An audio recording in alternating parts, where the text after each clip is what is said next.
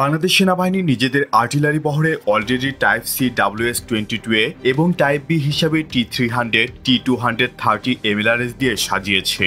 আর বাকি রয়েছে দূরপাল্লার টাইপে MLRS ক্রয় প্রক্রিয়া, যেগুলো রেঞ্জ হবে 280 থেকে 300 কিলোমিটার। বাংলাদেশ সেনাবাহিনী 2017 সালে অফিসিয়ালি ডিজিডিপি মারফত ইভালুয়েশন নোটিশ জারি করেছিল, যেটি বাংলাদেশের রকেট আর্টিলারি হিসাবে যুক্ত হবে। ইভালুয়েশন নোটিশ অনুসারে উক্ত সিস্টেমের রেঞ্জ চাওয়া হয়েছে সর্বোচ্চ 280 কিলোমিটার এবং এই সিস্টেমের সাথে একটি লোকেটিং আর্টিলারি ইউএভি সিস্টেম কেনা হবে, যেটা দিয়ে শত্রুর আর্টিলারি লোকেট করা এবং নজরদারি করা হবে।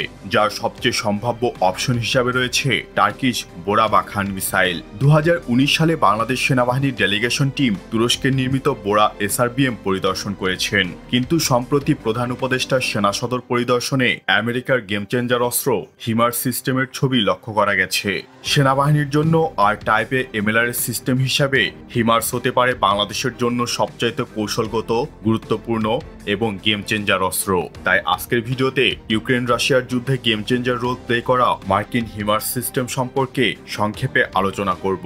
যুদ্ধের ময়দানে রুশ বাহিনীকে রুখতে ইউক্রেনকে দূরপাল্লার ক্ষেপণাস্ত্র উৎক্ষেপণ ব্যবস্থা, high mobility artillery rocket system M142 HIMARS সরবরাহ করেছে যুক্তরাষ্ট্র। এই সমরাস্ত্র চলমান যুদ্ধের রাশিয়ার দুর্বলতার প্রতীক হয়ে দাঁড়িয়েছে বলে মনে করছেন বিশ্লেষকরা। সমরবিদেরা বলছেন হিমার্সের এই নির্ভুলভাবে লক্ষ্যবস্তুতে আঘাত আনতে পারার মূলে রয়েছে এর বিশেষ নেভিগেশন ব্যবস্থা। এতে ব্যবহার করা হয়েছে গাইরোস্কোপ ও এক্সেলেরোমিটার সেন্সর। এর ফলে লক্ষ্যবস্তুর নির্ভুল অবস্থান শনাক্ত করা যায়। মাল্টিপল রকেট সিস্টেম মডার্ন ওয়ারে ভয়াবহ রোল প্লে করে।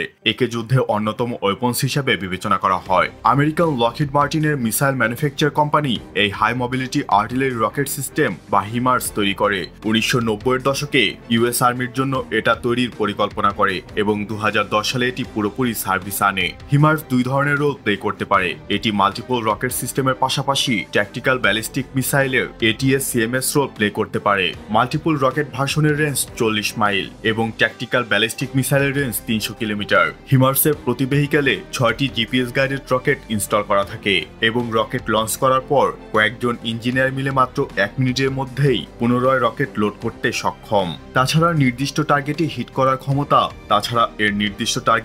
করার ক্ষমতা অন্য যে কোনো মিসাইল থেকে অ্যাকুরেসি বেশি, যার ফলাফল আমরা রাশিয়া ইউক্রেন যুদ্ধে দেখতে পেয়েছি। হিমার্স ইউক্রেনকে আমেরিকা সাপ্লাই দেওয়ার পর ইউক্রেনের ডিফেন্সিভ থেকে অফেন্সিভ রোল প্লে করতে দারুণভাবে সহযোগিতা করে। হিমার্স রকেটের মাধ্যমে ইউক্রেন রাশিয়ার বিখ্যাত S-400 সারফেস টু এয়ার মিসাইলের র্যাডার ডিস্ট্রয় করে। এর পুরস্কার স্বরূপ মিলিটারি অ্যানালাইসিসরা একে দ্য গেম চেঞ্জার হিসেবে আখ্যা দেয়। হিমার্স ইউক্রেন ওয়ার ছাড়াও আফগানিস্তান, সিরিয়া ও ইরাকের সিভিল ওয়ারে নিজের সফলতার পরিচয় দেয়। এখন অবধি হিমার্স system US army, US marine corps, Romania, UAE, Jordan এবং ইউক্রেন নিজেদের বহরে সার্ভিসে রেখেছে এবং এর আপকামিং ইউজারগুলো হচ্ছে তাইওয়ান, পোল্যান্ড, অস্ট্রেলিয়া এবং এস্তোনিয়া। তাই আমাদের ট্যাকটিক্যাল ব্যালিস্টিক মিসাইল কিংবা টাইপে MLRS হিসাবে যদি হিমার্সকে সিলেক্ট করা হয়, এটি বাংলাদেশ সেনাবাহিনীর জন্য কতটা সুফল বয়ে আনবে তা জানিয়ে দেবেন নিচের কমেন্ট বক্সে। আজ এ পর্যন্তই। নতুন কোনো ভিডিও নিয়ে খুব দ্রুতই হাজির হব ইনশাল্লাহ। সে পর্যন্ত ভালো থাকুন, সুস্থ থাকুন, ইনফরমেটিভ বাংলার সাথেই থাকুন। দেখা হবে আবারও। আল্লাহ হাফিজ।